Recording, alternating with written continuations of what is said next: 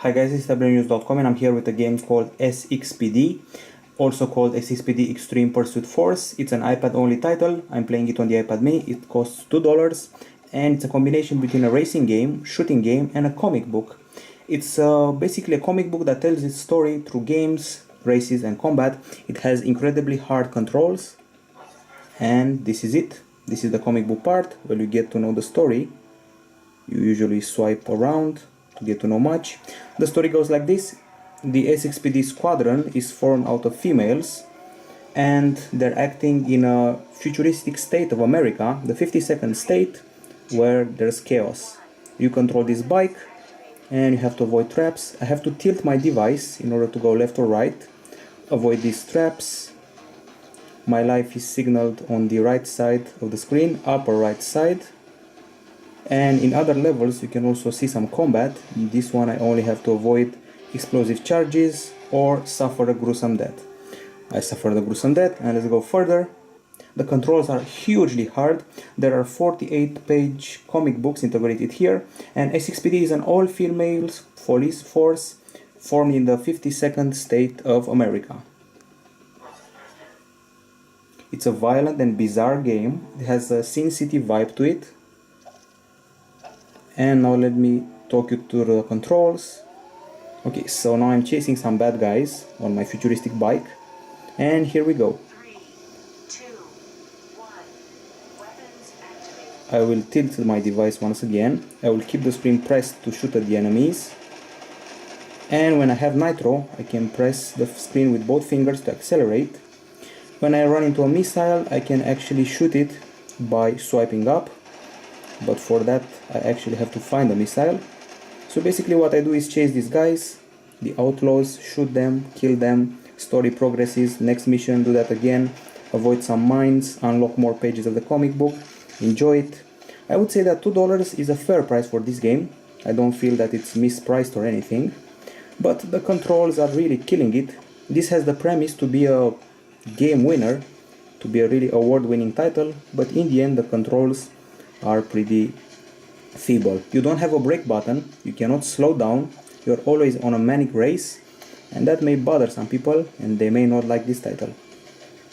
The backgrounds are very repetitive, there aren't exactly buildings here, everything is rendered in black and white. It's a gloomy world. And let's actually shoot a rocket.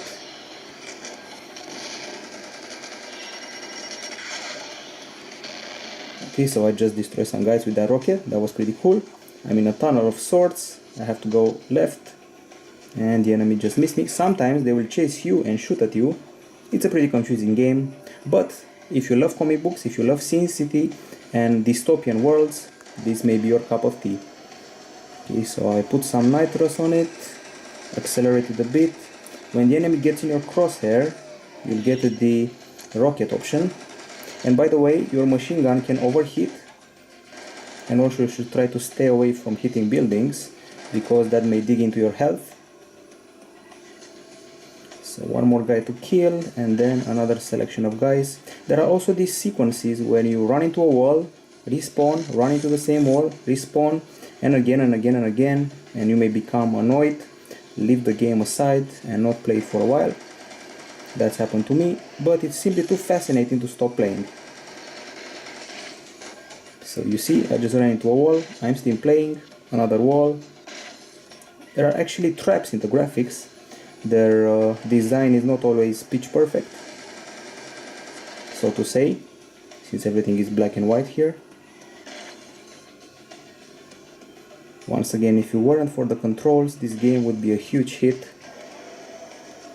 Right now it's maybe sort of a cult game, a B-movie game, so to call it.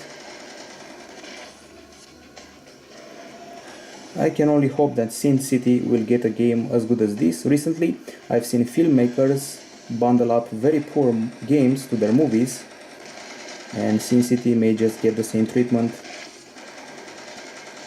That guy only has to take one more hit and he's done, unless I'm done first.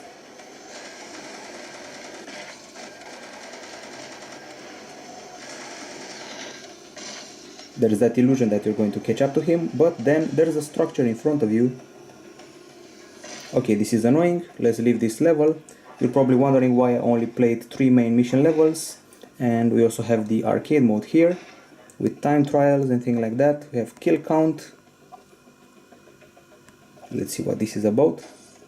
So I have to kill 10 enemies in the best time possible. Here we go. This sounds easy. Now the setting has changed. We're not in a town, we're in a sewer this time. 3, 2, 1. Weapons activated. Okay, this is actually more fun. I just got a rocket. Shot it without aiming. The arcade mode is a bit more fun than the story mode. It gets less frustrated. I just killed 2 guys and 3 guys at once.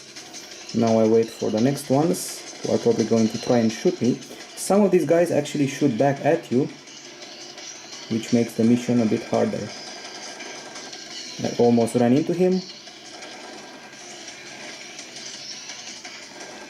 The music isn't very bad, and this could be a real gem. I haven't seen many reviews of the game, not many people know about it, so it's a hidden gem for some. For others, simply an annoying control system may deter them from playing the game. There is a guy behind me shooting at me, but I destroyed one of his mates. Okay, so this is it, SXPD. It costs $2. It's a very indie game. Some people may hate it because of the controls. I got used to them, more or less, and I find the game to be quite fun. Eventually you'll get used to avoiding traps that seem impossible to avoid, and come to love this little Sin City designed little title. Okay, so SXPD gets from Tablet-News.com a 9.4 out of 10. I know it's a big grade, but you don't see games like this every day.